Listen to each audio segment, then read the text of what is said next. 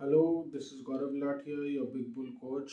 All the investors, stock market enthusiasts, traders, जारी रखते हैं हमारा डेली सीरीज। आज क्या हुआ और आगे क्या होगा आज के लिए, यानी 4 जून 2025 के लिए।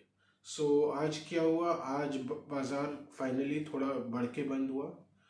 निफ्टी 77 पॉइंट्स बढ़कर 24,620 पर बंद हुआ। वहीं बैंक निफ्टी अगेन 77 पॉइंट्स बढ़कर 55,676 पर बंद हुआ। हालांकि बैंक निफ्टी में मामूली बढ़त देखी गई, पर मार्केट ओवरऑल आज अच्छा था। मार्केट वैसे खुला तो तेजी के साथ था, हल्की तेजी के साथ, पर अगेन बेस ने पूरी चेष्टा की मार्केट को फिर से गिराने की, क्योंकि ट्रेजेक्ट्री वैसा ही था। पर जैसा कि 24,500 में देखा गया, मार्केट ने उस सपोर्ट लेवल को होल्ड किया। कहीं ना कहीं डिटर्मिनेशन दिख रहा था कि डीआईएस कुछ भी हो वहाँ पे डिफेंड करने आएंगे, और वही हुआ। सुबह को ब्लॉक डील्स भी काफ़ी हुई थी, हालांकि बहुत हाई वैल्यू ब्लॉक डील्स नहीं थी। मार्केट ने आराम से उन ब्लॉक डील्स को एब्जॉर्ब कर लिया। उसके बाद धीरे धीरे जैसे कि दिन बढ़ते गया, मार्केट निफ्टी खास करके एक बुलिश ट्रेजेक्ट्री में आगे बढ़ते गया। रिस्क ही बढ़ा, भले ही बढ़ा लेकिन बढ़ा। और धीरे उसके बाद निफ्टी जो है फाइनली अपने लूप को तोड़ने में कुछ हद तक कामयाब हुआ। अभी एक लूप में बंधा हुआ था निफ्टी, बढ़ के गिर जाता। फाइनली आज उस लूप को मार्केट तोड़ने में कामयाब रहा। 24,600 के ऊपर बंद हुआ निफ्टी। वही मिड कैप्स की बात की जाए तो मिड कैप्स और स्मॉल कैप्स में जो परफॉर्मेंस है वो जारी है। मिड कैप 100 करीब 0.7% बंद हुआ, बढ़ के बंद हुआ। और जो स्मॉल कैप 250 है वो भी आधा % बढ़ के बंद हुआ। मार्केट में ज़्यादा जो इंटरेस्ट है वो मिड कैप्स और स्मॉल कैप्स के प्रति ही है। जो रुझान है, एक जनरल जो रुझान है, चाहे वो आप एच की देख लीजिए, ऑपरेटर ड्रिवन एक्टिविटी देख लीजिए, वो साफ दिखता है कि मिड कैप्स में ही है, मिड कैप्स और स्मॉल कैप्स। उसके अलावा जो म्यूचुअल फंड फ्लोज भी हैं, जो डिस्क्रेशनरी फ्लोज है, वो मिड कैप्स में अच्छी देखी जा रही है। मल्टी कैप फंड्स में बहुत फ्लोज देखी जा रही है, जो ज़्यादा करके मिड कैप्स और स्मॉल कैप्स में ही पैसा डालते हैं। वो भी एक फैक्टर है कि मिड कैप्स में वैसे भी इंटरेस्ट है।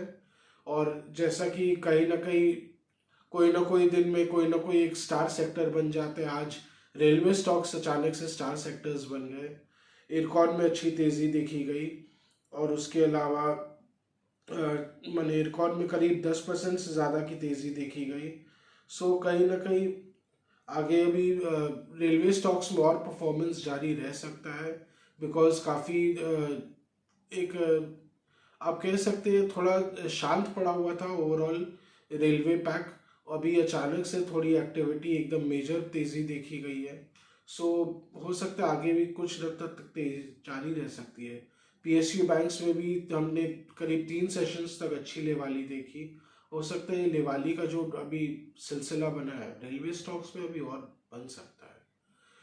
और मार्केट में ओवरऑल आज कुछ बहुत ज़्यादा हैपनिंग कुछ नहीं था, क्योंकि आरबीआई का आरबीआई का मीटिंग आज चालू हो गया है। एमपीसी का मीटिंग, उसका आउटकम फ्राइडे को आएगा। फ्राइडे 10 बजे मीटिंग का आउटकम आएगा। 25 बेसिस पॉइंट्स कट्स तो रेट में कट तो एकदम सर्टन ही है, वो तो मान के चलिए। पर मार्केट को अंदेशा है कि 50 बेसिस पॉइंट्स भी आ सकता है। ये मार्केट को एक बूस्टर डोज देने के लिए, मार्केट जैसे कि मार्केट में कुछ एंथुजियाज्म आए, क्योंकि लोन ग्रोथ भी काफ़ी सिमटा हुआ है। ऊपर से गवर्नमेंट के रिस्ट्रिक्शंस भी आ गए गोल्ड लोन्स में। होम लोन सेक्टर में भी अभी उतना ऑफ टेक नहीं देखने को मिल रही है। कहीं ना कहीं एक सेंटिमेंटल बूस्ट देने के लिए मैंने कहीं, और उसके अलावा एक बूस्टर डोज देने के लिए इकोनॉमी में ये शायद ज़रूरी है। 50 बेसिस पॉइंट्स कट्स सारे एनालिस्ट मान रहे कि ज़रूरी है, क्योंकि अभी इतने ज़्यादा आरबीआई रेट बढ़ने से होम लोन का जो ऑफटेक है वो कम गया था। कहीं ना कहीं रियल एस्टेट स्टॉक्स में बढ़त देखी जा सकती है। अगर 50 बेसिस पॉइंट्स तेज़ी आती है तो रियल एस्टेट स्टॉक्स खास करके जैसे मैक्रोटेक डेवलपर्स, डीएलएफ। हालांकि वो डीएलएफ जैसा स्टॉक तो ऑलरेडी अच्छा आउट परफॉर्म करता है, हो सकता है और आउट परफॉर्मेंस देखने को मिले। सो यही है आज का जो पिक्चर, मार्केट पिक्चर एक है। सो आज का व्लॉग यहीं तक रखते हैं। Do comment on our videos, do like, share and subscribe to our channel. We are always open for interaction. Any stock specific views or queries, we are always open for interaction. Thank you.